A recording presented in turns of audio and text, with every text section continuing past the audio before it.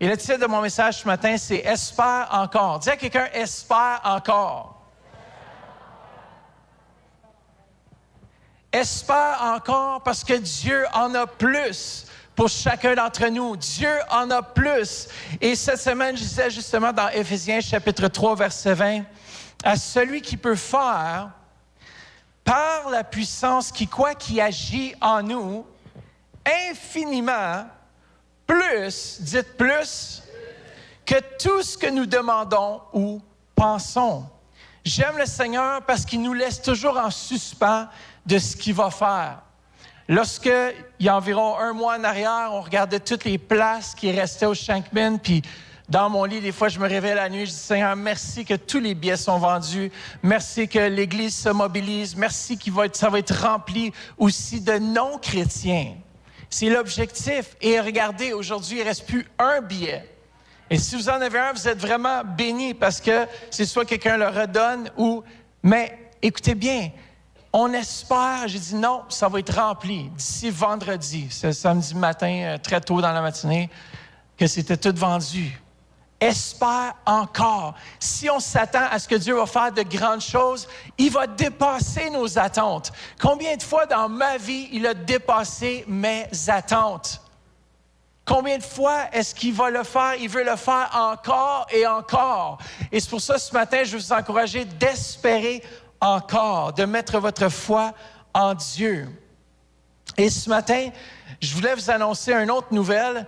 Et puis, en même temps, c'est une bonne et aussi certainement une triste nouvelle. Mais comme vous savez, on a quelqu'un qui travaille avec nous plus de 9 ans. Et c'est un homme vraiment puissamment utilisé de Dieu. À chaque fois qu'il vient ici, on est toujours béni. Et malheureusement, pour nous, heureusement pour lui, je ne sais pas comment d'autre le dire, c'est notre cher pasteur Denis va quitter pour le Burundi. Il a ressenti l'appel, ça fait déjà presque une année, en tout cas, qu'il en a parlé avec l'apôtre Jean. Et qui m'en a parlé la fin de l'année passée, qui sentait vraiment l'appel. Mais à chaque fois que je parlais avec lui, je ressentais que quand il parlait du Burundi, quand il parlait de son pays, qu'il voulait aller aider son pays, je ressentais vraiment qu'un jour, j'étais pour le perdre. Mais vous savez, lorsqu'on dit dans notre bannière, dans notre mission comme Église, c'est de créer un environnement favorable ou quoi? Se connecter, être transformé et quoi? Propulsé. Et je crois que chacun d'entre nous, on est appelé à faire quelque chose. Et Pasteur Denis est appelé dans son pays et on respecte sa décision. Et puis, il va très bien, puis il va être ici dimanche prochain. Et ça risque d'être le dernier dimanche que vous allez le voir. Mais c'est sûr et certain que lui, il s'en va au Burundi. Je vais aller le rejoindre au Burundi pour un temps. Je ne vais pas vivre là-bas. Mais c'est sûr et certain que je veux aller visiter ce beau pays du Burundi et voir c'est quoi qui est si passionnant. Mais c'est pour vous dire que heureusement pour Pasteur Denis, mais il quitte pour son pays avec son épouse, ses enfants. Il va quitter environ mi-août. Alors, vous allez avoir du temps et c'est pour ça que je voulais vous annoncer ça cette semaine. Comme ça, ce n'est pas une surprise ou un gros choc non plus la semaine prochaine. Tous les leaders le savent, tous les anciens le savaient. Toute l'Église de Québec le savait déjà avant vous. Et je vous l'annonce présentement si vous ne le savez pas encore. Et vous savez quoi? Dans tout ça, on doit placer notre confiance en Dieu et d'espérer encore. Parce que Dieu a des plans. Des fois, ses plans dépassent nos plans. On ne comprend pas toujours pourquoi Dieu agit d'une manière, puis après, tantôt, il agit d'une autre manière. Mais tout ce qu'on sait, c'est qu'on place notre confiance en Dieu, en sa parole. Il est vrai. Et ce qu'il a promis, il va le faire. Il va l'accomplir dans chacune de nos vies. Il faut apprendre à faire confiance et de dire, Seigneur, tu as un plan pour la ville de Québec. Tu ne vas pas laisser l'Église là-bas seule, mais il y a un plan. Regardez ce qui se passe au lac Saint-Jean. Dieu avait un plan depuis la fondation des temps. Il avait préparé Pasteur Léane. Et lorsqu'elle est venue dimanche dernier, je suis comme, wow, elle a vraiment été transformée, changée. Et ça, c'est Dieu qui fait ça.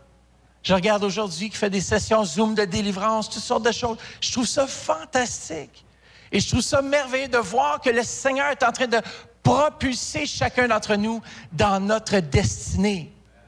Comment? Est-ce que Vous avez un appel, Dieu a un appel sur votre vie et on doit espérer encore à celui qui peut faire par la puissance qui agit en nous infiniment plus. J'aime ça le plus parce que le plus vient de Dieu.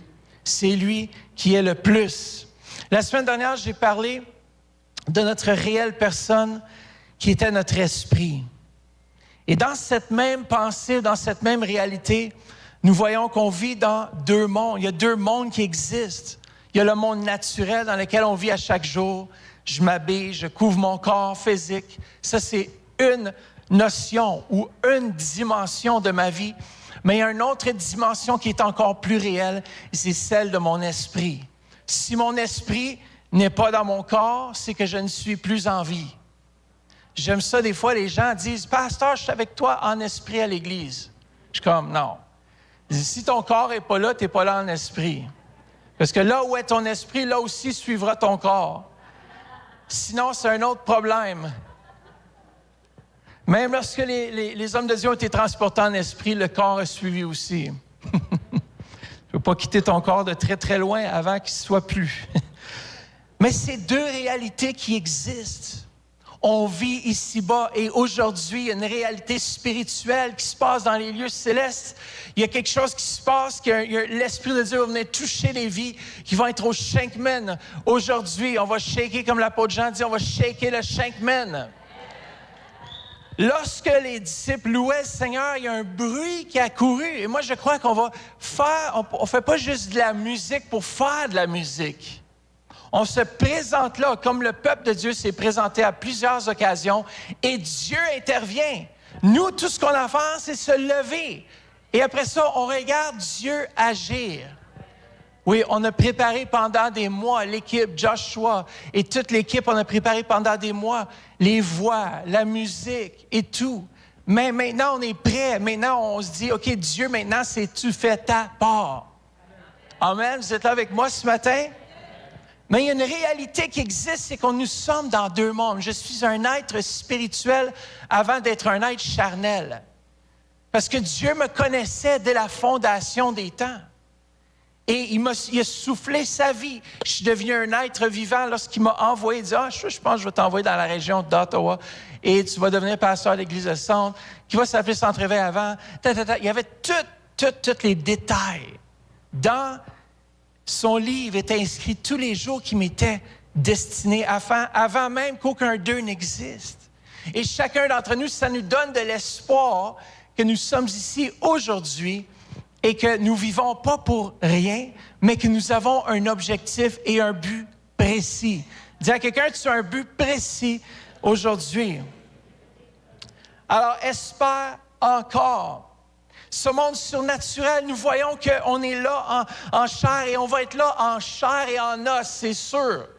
Il n'y a personne, j'espère, il n'y a aucun musicien, aucun chant qui va dire « Pasteur, je suis là en esprit aujourd'hui, sinon ça va aller mal. » Non, on veut vous avoir là en chair, mais ultimement, l'Esprit de Dieu est connecté avec notre esprit. Et ce qui va transpirer, ce qui va transmettre, c'est l'Esprit, c'est l'onction de Dieu, c'est la puissance surnaturelle de Dieu qui vient pour sauver les vies. Le ciel est déjà en préparation de fête pour voir les âmes qui vont venir à Dieu tout à l'heure. Moi, je m'attends à des âmes. Je sais qu'il y a un temps de préparation, mais là, on est rendu au temps où est-ce que maintenant, on se présente et on s'attend à voir la gloire manifeste de Dieu. C'est drôle parce que Joshua parlait avec Bramtus, le chanteur-rappeur qui va venir, et par en arrière, je disais, « Hey, on veut voir la gloire de Dieu, hein? » Parce qu'il dit dans ses chansons, il dit « Bramtus pour la gloire de Dieu. » So, j'ai dit, là, on va voir la gloire. Il riait. On veut voir la gloire de Dieu au Shankman. Et c'est exactement ce qu'on va voir aujourd'hui. Pourquoi? Parce qu'on peut le voir comme Élisée, le prophète, qui, son serviteur, ne voyait pas le monde surnaturel. Tout à coup, Dieu demande, le serviteur Élisée demande à Dieu, ouvre ses yeux. Et ce matin, je veux qu'on puisse ouvrir nos yeux et voir que dans ce lieu, il y a tout un autre monde qui existe. Et si vous êtes assis ici ce matin, vous avez de quoi espérer encore, parce que plus grand est celui qui est en moi que celui qui est dans le monde. Il y a un être beaucoup plus grand qui nous accompagne et son nom est Jésus-Christ de Nazareth, l'Éternel des armées. C'est lui qui combat pour nous. C'est lui qui marche devant nous. C'est lui qui ouvre le chemin. C'est lui qui ferait la voie pour les âmes. Les âmes s'en viennent parce que quoi? Christ est l'espérance des nations. Il est l'espoir des nations et il est là. Il dit quand 2 ou 3 sont réunis, il est là au milieu. Il va être au milieu du Shankman.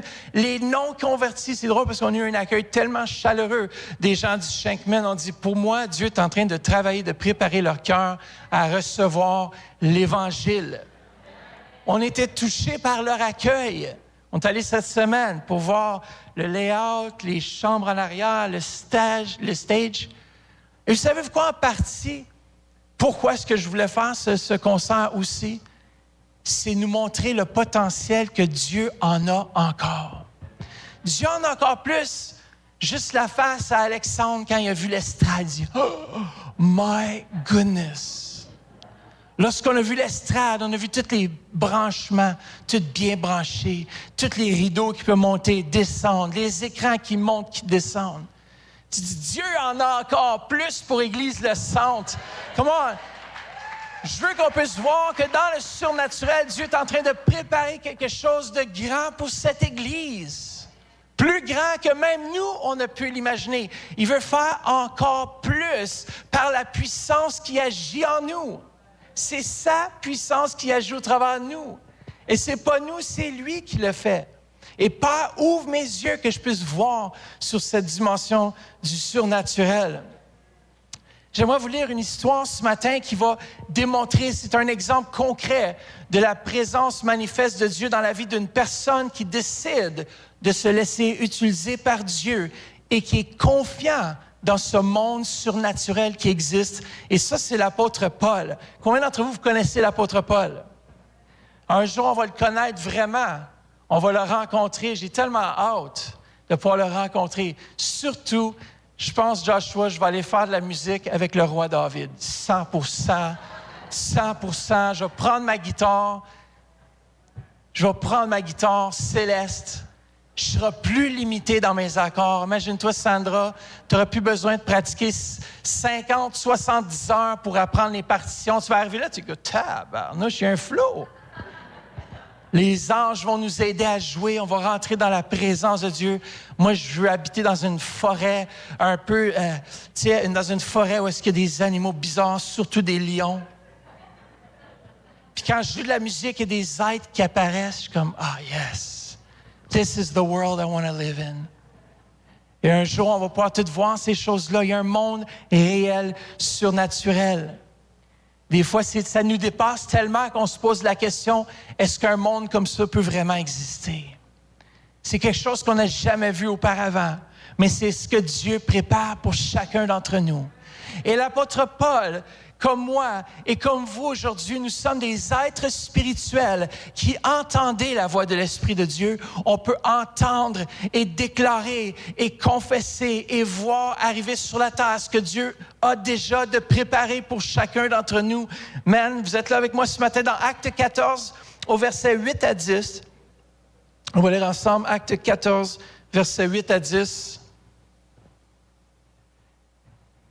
Et je ne ferai pas long, l'équipe. Je sais que tout le monde est comme, Pasteur, tu as dit à une certaine heure, on veut voir ça terminer.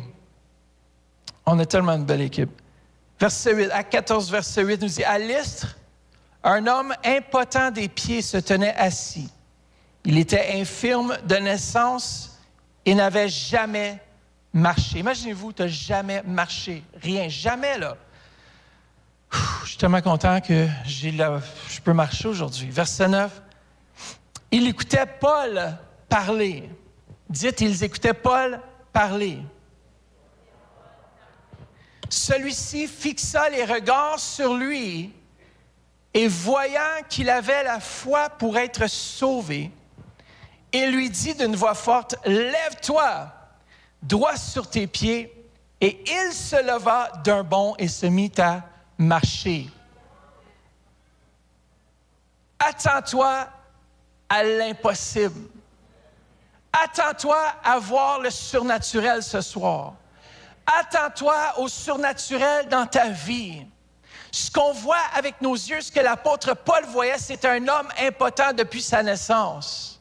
Mais lorsqu'il eut une révélation que cet homme avait la foi pour recevoir, lui dit tout à coup, « Lève-toi! » Et au même moment, lorsque l'homme se leva, paf, le surnaturel intervient dans sa vie et une guérison miraculeuse se produit. Comment ça s'est passé? Je ne sais pas. Mais tout ce que nous savons, c'est que l'homme qui ne pouvait plus marcher commence à marcher. Et il y a des gens dans cette société qui aujourd'hui ont perdu l'espoir, qui ne marchent plus émotionnellement, physiquement. Et nous sommes cet espoir. Nous avons un message d'espoir. Il y a 4 choses importantes que je peux voir dans ce message. C'est premièrement, la première chose, c'est d'entendre un message divinement inspiré. Ça fait la grosse différence. Moi, j'ai déjà entendu des messages qui n'étaient pas inspirés divinement, et je peux vous dire une chose, c'était plate. Mais lorsque Dieu dépose un message dans ton cœur, c'est là qu'on peut agir avec puissance. Il existe tellement de voix aujourd'hui. Il existe tellement de choses, mais une voix inspirée et remplie de la puissance du Saint-Esprit et aussi de la révélation fait une grande différence. Aujourd'hui, je déclare que vous allez être une voix inspirée.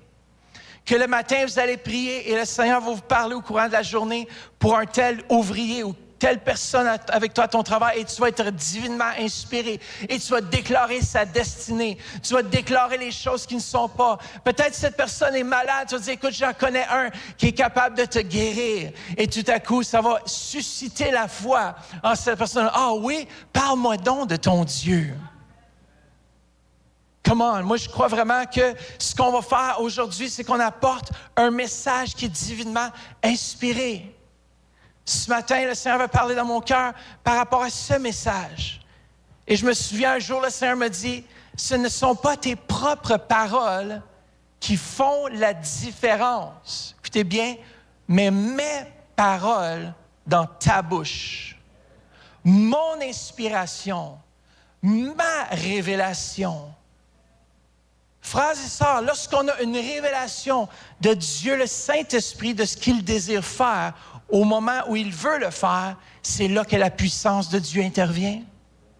Peut-être vous êtes ici ce matin et que vous êtes malade. Peut-être que vous êtes malade émotionnellement, physiquement. Mais moi, je déclare par la puissance du nom de Jésus que vous allez trouver la foi nécessaire, que vous allez recevoir ce dont vous avez besoin pour être complètement guéri. Amen. Vous êtes là ce matin? On le voit souvent dans ce passage dans 1 Corinthiens chapitre 2 au verset 4, 7, 10 et 13. Voilà. Verset 4. « Ma parole et ma prédication ne reposaient pas sur des discours persuasifs de la sagesse humaine. » Verset 7. « Non, nous annonçons la sagesse de Dieu, mystérieuse et cachée, celle que Dieu, avant tous les temps, avait préparée d'avance pour notre gloire. » Hey, c'est quand même important ici de noter qu'il avait préparé ces choses qui sont cachées et aujourd'hui, il les révèle au fur et à mesure à son Église. Il y a une pensée qui me venait tout à l'heure et je crois que c'est vraiment la pensée de ce que nous vivons présentement. C'est qu'il y a j'ai l'impression qu'il y a une plus grande liberté qui tombe sur l'Église de Jésus-Christ, pas pour faire ce qu'on veut, mais pour rentrer en relation librement avec lui. Tout à l'heure, j'étais assis là et je méditais. Qu'est-ce qui m'a apporté au Seigneur Jésus? C'est lorsque mon Père a dit, « T'es libre de choisir. » Et comme Josué a dit, « Moi et ma maison, on va servir l'Éternel. » Tu es ici dans ce lieu et je crois que de la même façon que ce message est divinement, c'est une parole de Dieu pour toi. Et aujourd'hui même, tu dois prendre et tu dois faire le choix de donner ta vie à Jésus complètement. Et je crois vraiment que c'est un choix que chacun de nous doit faire, mais le Seigneur s'apprête à déposer, parce que là où est l'Esprit du Seigneur, là est la liberté. La liberté, c'est le langage du ciel. Pas la liberté pour faire ce que tu veux, mais la liberté pour faire ce qui est bien et de faire ce que Dieu demande. Comment? Moi, je crois vraiment qu'il y a un alignement qui s'en vient pour l'Église de Jésus-Christ et que lorsqu'on va réaliser qu'on vient à l'Église, pas à cause qu'on doit venir à l'Église, mais on vient à l'Église parce qu'on aime Dieu. On vient servir sa présence parce qu'on l'aime, pas à cause que je dois. Quand je rentre dans ce lieu, c'est pas à cause que je dois servir, c'est que je veux servir. Je veux servir mon roi. Je veux l'aimer. On n'a pas besoin de me forcer, heureusement. On n'a pas besoin de me forcer pour venir à l'Église. Mais certaines personnes ne saisissent pas que Dieu désire être intime avec vous et moi. Et l'intimité, oui, ça se vit seul, mais l'intimité se vit aussi en communauté. Moi, j'ai besoin de vous de la même façon que vous avez besoin de moi. Et lorsqu'on découvre cette liberté en Christ, on court à l'Église parce qu'on veut voir notre frère. On veut encourager quelqu'un. On veut avoir une parole inspirée à donner à quelqu'un. Moi, je sais combien de fois j'étais découragé, je suis rentré à l'Église et quelqu'un m'a donné une parole inspirée de Dieu qui m'a relevé. Je dis, wow, merci, j'avais vraiment besoin de cette parole inspirée. Et c'est ce que l'apôtre Paul dit. Il dit, lorsqu'on est réunis ensemble, je ne prêche pas juste un discours pour prêcher un discours, mais j'apporte une parole, une révélation de la part de Dieu qui va transformer vos vies. Si ce n'était pas une révélation qu'il a reçue, qu'il partageait, peut-être que ce n'était même pas sur le sujet de la guérison, j'ai aucune idée de ce qu'il partageait l'apôtre Paul, mais tout ce qu'on sait, c'est lorsqu'on déclare ce que Dieu veut faire et ce qu'il va faire, c'est que des miracles se produisent.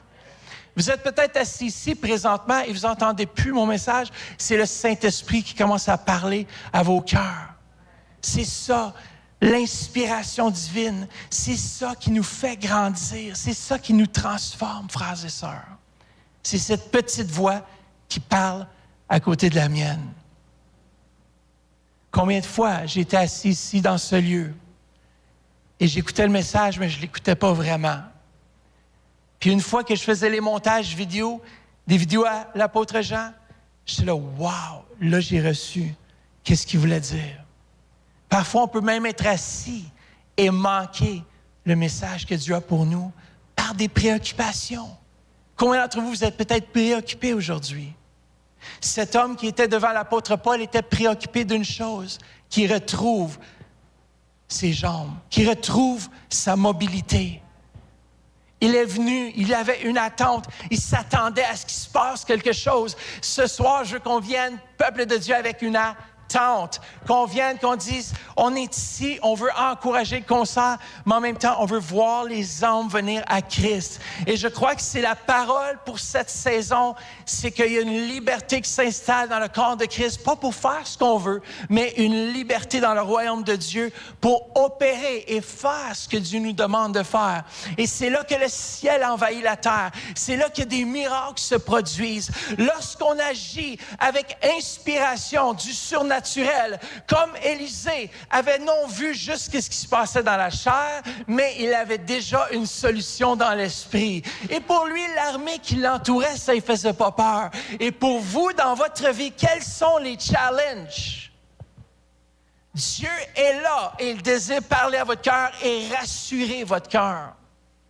Parfois, on est mouvementé par toutes sortes de choses. Je riais ce matin parce que j'étais dans la douche. Mon fils est en train de faire sa barbe, là. C'est une douche fermée, personne ne voit. Puis il dit, « Hey, maman, qu'est-ce qu'on va manger à midi? »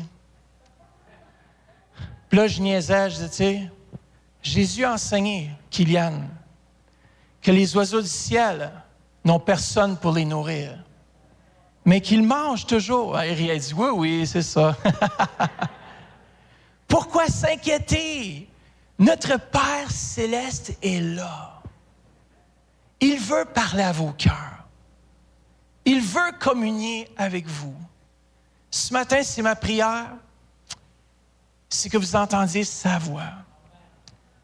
Ma voix, elle est temporaire. Un jour, ma voix ne sera plus.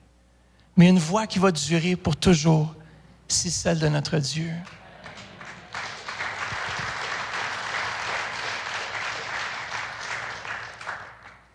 Cette sagesse qui est mystérieuse et cachée au verset 10, « Or, c'est à nous que Dieu l'a révélé par son Esprit, car l'Esprit examine tout, même les profondeurs de Dieu. » Au verset 13, « Et nous en parlons, non avec les paroles qu'enseigne la sagesse humaine, mais avec celles qu'enseigne l'Esprit Saint.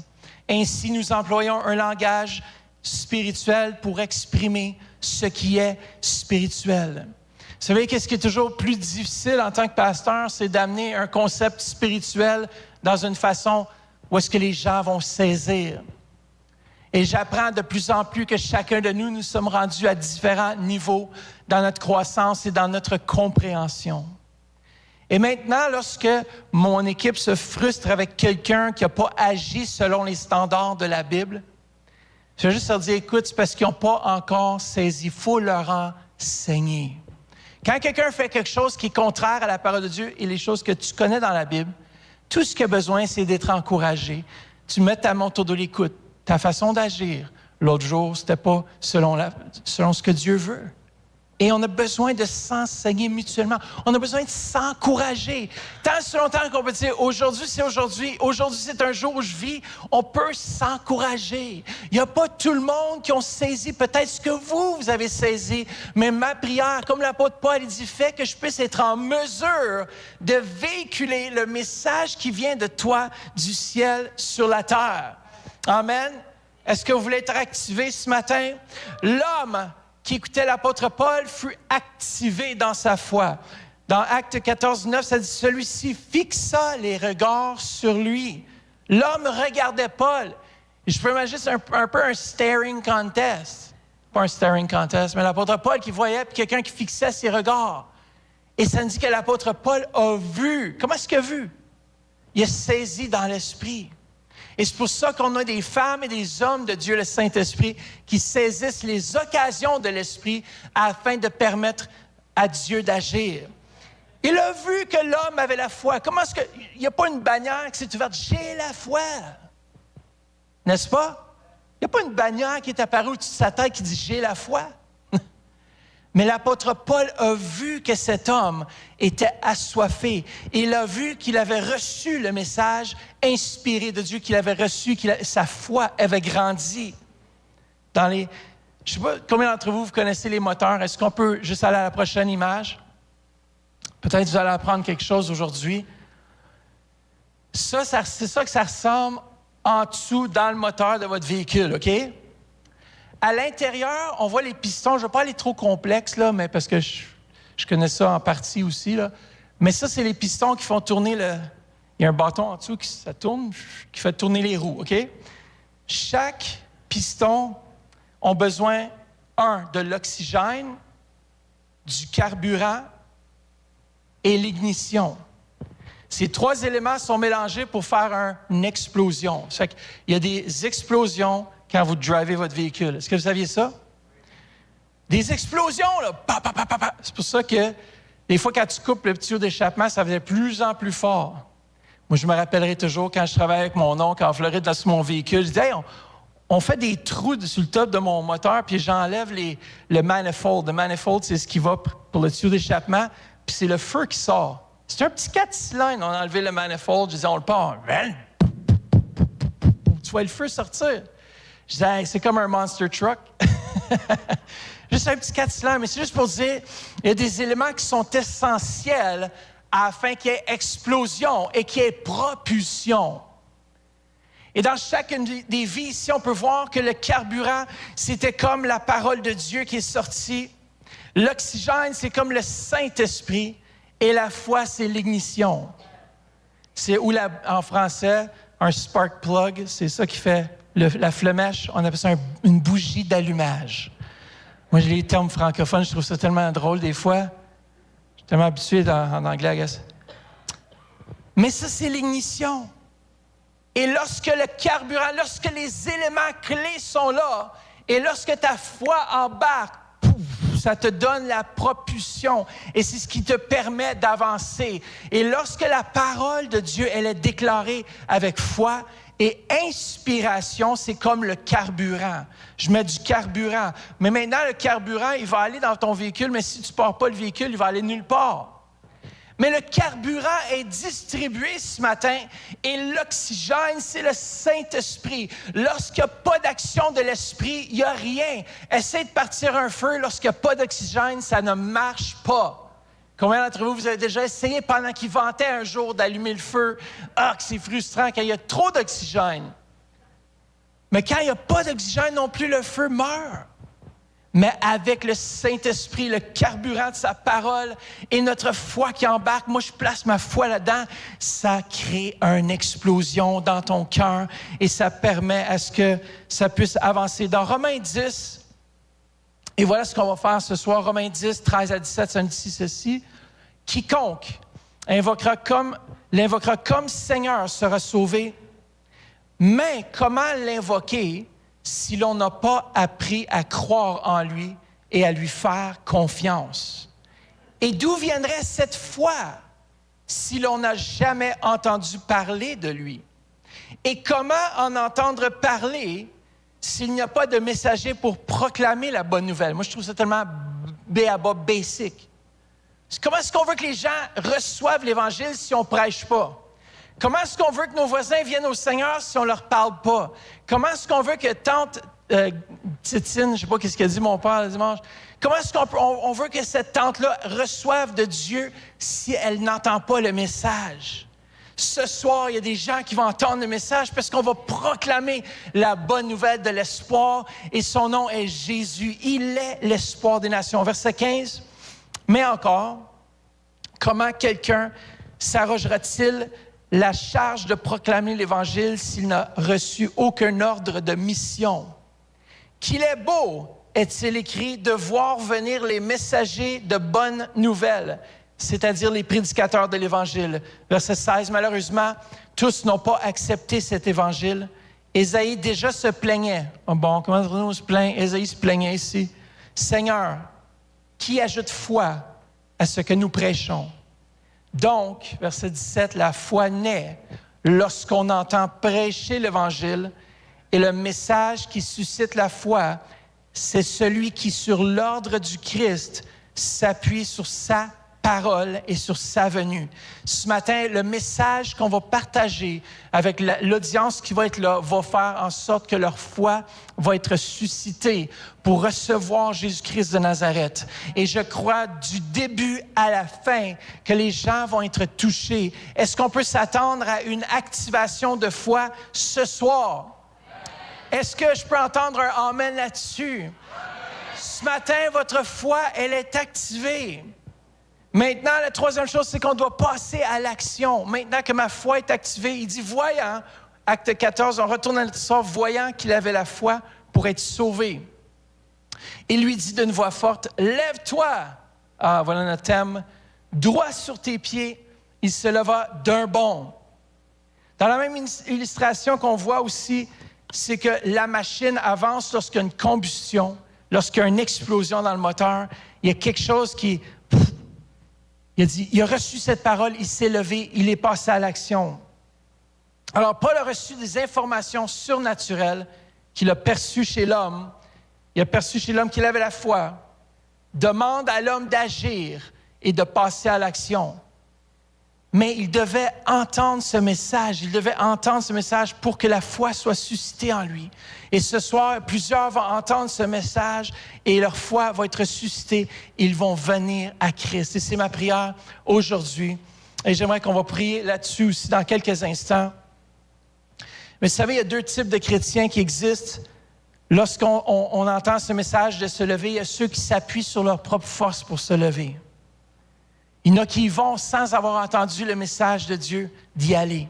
Et je crois que ce qu'on fait aujourd'hui, c'est Dieu qui l'a mis dans mon cœur. Je le sais, ça fait déjà 2 ans et demi qu'on veut faire ce concert Espoir, mais je crois que Dieu avait réservé ce concert Espoir pour aujourd'hui, le 10 juillet 2022, et qu'il avait déjà préparé les cœurs qui étaient pour être là. Vous ne savez pas le travail que Dieu a fait par en arrière.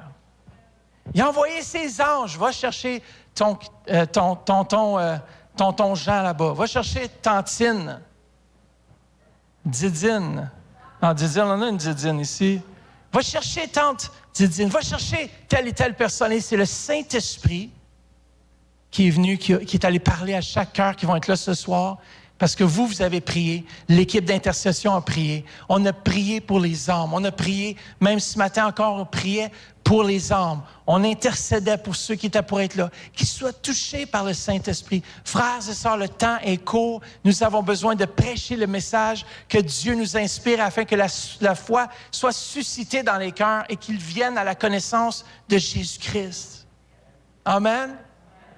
Lorsqu'on se lève par la foi, lorsqu'on se lève par la foi aujourd'hui, on a passé par la foi. Lorsque je suis allé réserver le Shankman, c'était un gros montant. Je suis comme, Seigneur, comment est-ce qu'on va faire? Mais heureusement, grâce à vous, là, on calculait, c'est drôle, on me rajoutait les sponsors de l'événement, parce qu'il y a des hommes d'affaires qui ont semé dans l'événement. Après ça, j'ai dit à ma femme, mais Église Le Centre, on est un des plus gros sponsors. On met notre nom là-dessus, on est sponsor. Toute l'Église, vous êtes sponsor de ce qui va se produire aujourd'hui. Ceux et celles qui ont semé dans le projet, attendez-vous à avoir des âmes qui vont venir sur votre raconte. Lorsque vous allez vous présenter devant Dieu, dites oui, tu étais fidèle, je t'avais demandé de donner 20 $, je t'avais demandé de donner 100 $ pour le concert, tu l'as fait. Et grâce à ton intervention, il y a des âmes qui sont venues à Christ, sont venues à moi. Entre bon et fidèle serviteur, tu as fait ce que je t'avais demandé. Des fois, c'est les petites choses. Être alerte de ce que Dieu nous demande, d'agir par la foi. Et après, on va voir, quatrièmement, l'intervention de Dieu. Dis à quelqu'un, on va voir l'intervention de Dieu. Ce matin, cet après-midi, ce soir plutôt, on va voir l'intervention de Dieu. Bon, cet après-midi aussi, pour les soundchecks, priez pour nous, que tout se passe bien. Mais on va voir l'intervention de Dieu. Acte 14:10. Il lui dit d'une voix forte, « Lève-toi droit sur tes pieds. » Il se leva d'un bond, et quoi? Et se mit à marcher. Il se mit, cet homme qui était impotent, cet homme qui ne pouvait pas marcher, a placé sa foi dans le message que l'apôtre Paul annonçait. Et il y a quelque chose dans un message inspiré qui fait susciter la foi pour le miraculeux. Attends-toi encore à plus. Cette année, attends-toi à plus. Dans ta vie, attends-toi à plus. Peut-être tu es rendu à un certain niveau, attends-toi à plus. Espère encore, malgré les difficultés, espère encore. Tu pries pour que ta famille vienne au Seigneur, espère encore. J'espère tes invités ce soir, mais espère encore. Il n'est jamais trop tard avec Dieu. Dieu sait comment apporter les âmes qui doivent venir à lui. C'est drôle parce que souvent, des fois, c'est dans les derniers moments que les gens acceptent Christ, mais c'est jamais trop tard. Et c'est encore plus merveilleux de savoir qu'une personne qui est passée dans l'au-delà, qui a dit, t'es là, hey, c'est pas fair, lui, il a fait ce qu'il voulait toute sa vie, puis après, il accepte Jésus, puis il a les mêmes bénéfices. Mais c'est pas grave, il y a beaucoup à apprendre encore. Mais peu importe, il y a des âmes qui peut-être qui vont être là ce soir, qui ne seront peut-être pas là demain matin. On ne sait pas. On ne sait pas qu'est-ce qui peut se passer dans une vie. Mais nous, on apporte le message d'espoir qui est Jésus. C'est lui l'espoir des nations. C'est lui qui a changé ma vie. C'est lui qui a transformé ma vie. Lorsqu'on place notre foi dans la parole de Dieu, on va commencer à marcher. Lorsque le ciel, lorsque notre bouche, lorsque notre déclaration s'aligne avec la volonté du Père, dans Matthieu 6:10, voilà pourquoi Jésus a dit que ton règne vienne. Mais ça, c'était dans la mesure que sa volonté était faite sur la terre comme au ciel. Là où Dieu agit, là où Dieu intervient, c'est là où on accomplit sa volonté. Et je crois qu'on marche comme Église dans la volonté de Dieu. C'est drôle comment est-ce que Dieu a dirigé chaque étape. Et Dieu a dirigé, envoyé les ambassadeurs. Moi, je veux qu'on donne une main d'applaudissement à nos ambassadeurs du concert. Ils ont fait tellement un bon travail sur les réseaux sociaux. Moi, je suis sur les réseaux sociaux, moi, je fais un post à chaque 3 mois. Je suis comme un peu disconnecté. J'ai besoin de quelqu'un qui prenne charge de ça pour moi. Là, je vais avoir plein de monde qui va venir. Pasteur, je vais t'aider. Parfait, venez me voir.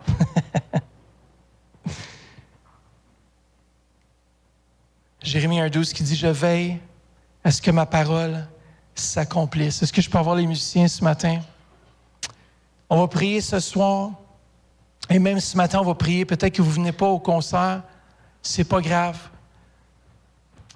En tout cas, je ne veux même pas vous le dire, mais j'ai vu des parties de l'événement et qui vont être sur vidéo. Et puis, je pleurais. J'étais comme, oh my goodness, this is so like... Vous savez, lorsque tu planifies pendant si longtemps et que tu vois la vision s'accomplir, tu dis, Dieu, t'es grand. Dieu, t'es grand parce que je sais qu'on va aller toucher les vies ce soir. Est-ce qu'on peut s'unir ce matin ensemble, dans ces quelques instants qui restent, et élever cette soirée ensemble?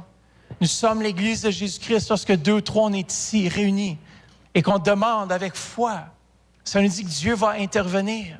Et si vous avez invité des gens, vous n'allez pas être déçus. Écoutez-moi bien, vous n'allez pas être déçus parce qu'ils vont être touchés. Tu sais qu'est-ce que c'est quand tu es assis dans un concert, un événement chrétien, tu tournes juste un petit peu puis tu as la personne qui suit ses larmes. Yes! C'est ça, on veut que les gens soient touchés, transformés. Et nous, on va faire comme Josaphat avec son armée. On va se présenter. Il dit, faites juste vous tenir. Dès le moment où est-ce qu'on va se tenir, ça nous dit que la confusion dans le camp de l'ennemi et la présence de Dieu va se manifester. Et je le crois. Je crois même, je prie que la ville, les employés soient touchés, puis ils vont dire à la ville, on a besoin de plus de concerts comme ça. On a besoin de plus d'événements comme ça. Moi, je dis que c'est une porte ouverte par la grâce de Dieu, une porte ouverte pour plus. Comment vous savez qu'on a plus avec notre Dieu?